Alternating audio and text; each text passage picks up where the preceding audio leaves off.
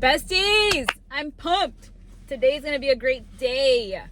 Are y'all having a great day? I hope you're having a great day. We are gonna get into Proverbs this morning. The Lord, he's doing the thing of just like convicting me every single time I get into Proverbs. But today's gonna be so good. So I hope you guys stick around. Hold on, let me get my notes. Okay, hold on. All right, let's see. Okay, today we're gonna talk about humility and patience. I know it's not like super glamorous, but so good. Okay, so good. Let me tell you the first one. Proverbs 25, verse 6 through 7. It says, "Don't demand an audience with the king or push for a place among the great. It's better to wait for an invitation to the head of the table than to be sent away in public disgrace."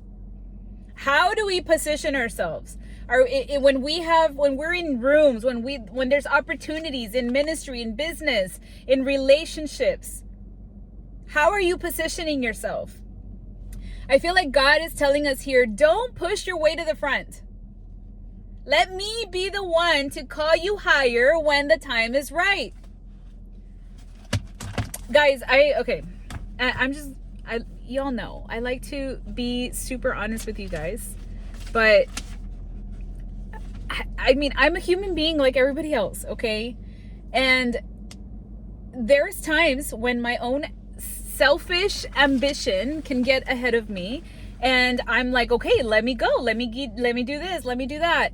And I feel like this is what I needed to just be like, no, back off, calm down, Flor, don't get ahead of me.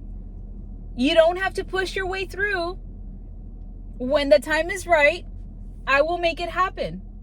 If and when I decide that is something that is going to happen. We live in a world that tells us to promote yourself, to network your way up, to make sure that people see what you're doing, to post it and prove it. Yep. Do we not? But God says, wait for my voice to come up higher. Stay low and faithful. Be excellent even when you're unseen. Are you willing to do that? Are you posting to prove something? Now, obviously, I do social media. I'm on YouTube. I mentioned to you guys this week that I really felt God had been telling me to do TikTok. TikTok is not my thing. Like, it's not my thing. I feel awkward. I'm learning. I feel like it's for a younger generation. But anyways, just like with YouTube, I pushed it off for a while. And lately the conviction has been so, not the conviction, like the burden, I guess, has been so strong that I'm like, why am I holding off? Why am I not doing it? And I think in not doing it, what I realized is that I was just honestly like afraid of what people would say, or actually more so, I think I felt that I was not confident in what I was gonna say. And it's just fear, it's just doubt. But at the same time, now as a business owner, I have a business that I want to grow, and there's nothing wrong with wanting to grow your business. But I also feel like I was put here with a responsibility that is bigger and higher and greater than I think or can imagine. Like, I am a PA and I take care of people's healths, and that is a huge responsibility, and I can't take that lightly. And then also, I talk about my faith online. That's a huge responsibility. I don't take that lightly at all. I will be judged harsher because I am a teacher of the word. And with social media, it is so easy to just go and do, or to try to do the things that they tell you that you should do, which is go promote yourself, go do this, go do that, get into the right rooms, network with people. Now, there's nothing wrong with any of that, with putting yourself out there, with finding right connections. But when you're doing it with the wrong purpose, when you're doing it just to try to push your way to the top, that is what this word is saying. It's like God is saying, don't do that. When the time is right, I will do it. When the time is right, I will call you higher. This verse reminds us that when we push for a position, before it is meant to be ours, we end up carrying a burden or pressure that God didn't intend for us to have. I'm sure you guys have heard of stories of people that have become like, quote, overnight success, or even these, people that have built businesses and they grow and then they get to the top and they realize that they're just super unhappy and their life is falling apart and all of that, right? And when I read this, it made me think of that, and it made me think of the current state of social media, where overnight success is definitely possible, where you have like a teenager who makes a video, a TikTok, for example, that, I don't know, it was a funny little TikTok or whatever, got them viral. They built up this huge following now. And now this burden, this pressure is so big that they don't know how to handle it. There was this really, I think it was very sad. There was a TikTok, I think it was a TikTok of a girl that got interviewed in a street. And I'm not even going to say what it is because it is very obscene. But it's a female that gets interviewed in the street, and it is a very rated R question, and the girl responds, and she ends up going viral because of this. And my heart, when I remember watching that video, broke, because it reminded me of my early 20s, in my days where I just thought like everything is fun, everything is good, and like, you go and say dumb things, and then you get drunk, and then you forget what you said, and all this stuff, right? And then it also reminded me of the fact that I in those years didn't have enough self-worth to respect myself enough to like, okay, like, you don't ask those questions, right? But this girl went viral, and she was on all the news, all the things, and she became known as this girl.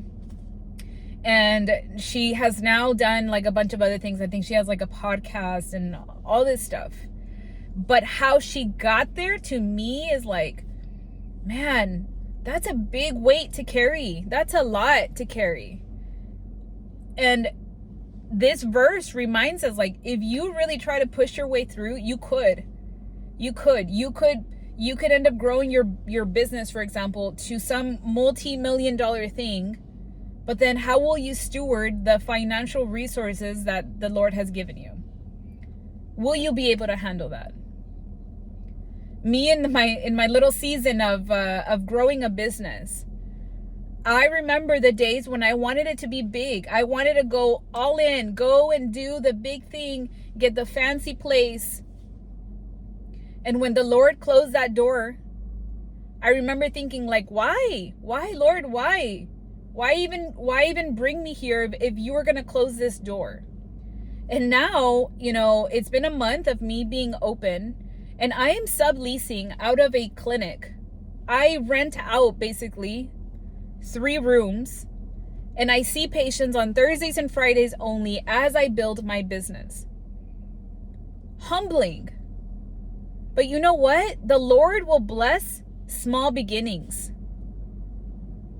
It keeps you humble to know that you have to grow this, that you have to develop this. And this can be applied to anything. I'm just giving you an example of business. If you've been given too much too soon, you won't know how to carry that. So it's like I wrote, God says, wait for my voice to say, come up higher. But for now, stay low, stay faithful, and be excellent even when you're unseen. It's one thing to walk through a door that God opens, and another to force your way into a room that you're not ready for.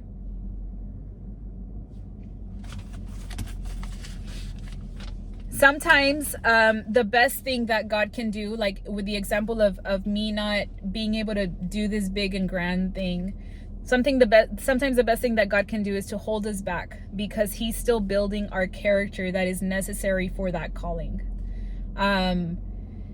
If I'm being super transparent, my husband and I have been trying to pay down debt, and we've been like on a roll, and that requires a lot of discipline, because of course, like, I want cute things. But when this whole situation happened where the door closed, looking back, I'm like, man, Lord, you are good and faithful, because if I had done that, if I had pushed my way through that and gotten some huge loan, I would not have enjoyed the process of building, of seeing patients, of all of that stuff, because I would have been so burdened by the amount of money that I would have had to pay just to pay back a loan. Like, it's just, I wouldn't have been able to do it, period. One of the things that has caused me anxiety in the past, and I've talked about it openly, has always been financial resources. It's something that the Lord has really helped me to, I wouldn't say I've gotten rid of it, but definitely I'm improving as I see how good of a provider he is, and how it doesn't have to be on my shoulders, that it's something that I can just surrender to him, and he always gives you just enough, just what you need.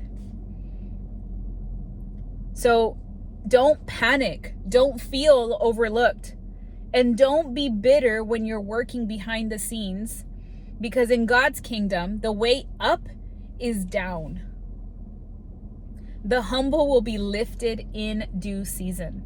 And then the next verse, because when I read it, I was like, well, that goes hand in hand with the other one. It's Proverbs 25:27. It says, it is not good to eat too much honey, and it is not good to seek honors for yourself. In the Bible, honey is often a representation of favor, of affirmation, of blessings. And here it's telling us too much of it is sickening. Too much of it is, you're overindulging. And so what does it really mean? It means that to get glory in the form of recognition or applause or visibility, it isn't evil. The Lord can do that. But when you seek it and crave it, when you have put yourself in the center, then it becomes toxic. Jesus, where is your heart? How is your heart posture?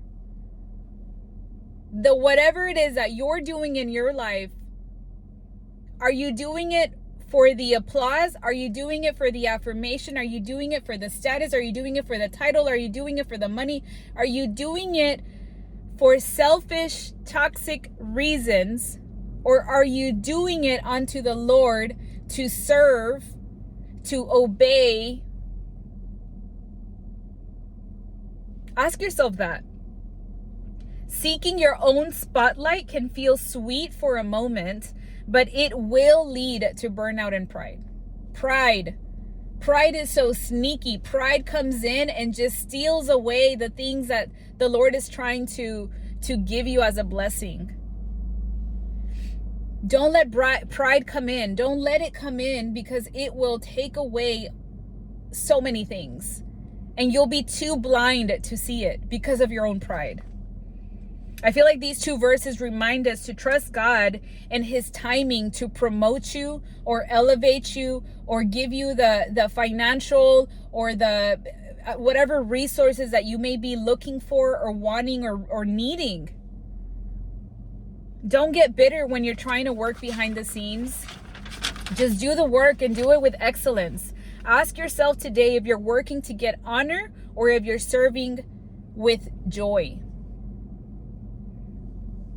Remember that glory isn't for us to keep, that we should, more than anything, crave obedience over the affirmation, especially over pleasing man.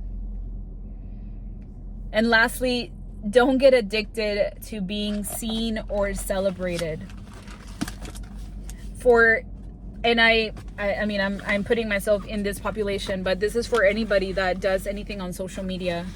Don't get addicted to being seen, to being celebrated, to being talked about.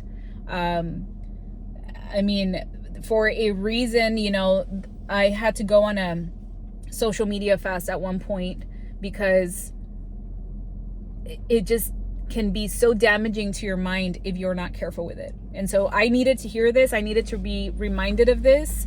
I hope that it blessed you and encouraged you somehow, that it convicted you. The word is not always, you know, something that gives us joy. Sometimes it's just convicting enough, because that is what the Lord seeks. He wants to develop us. He wants to correct us, discipline us as a good father.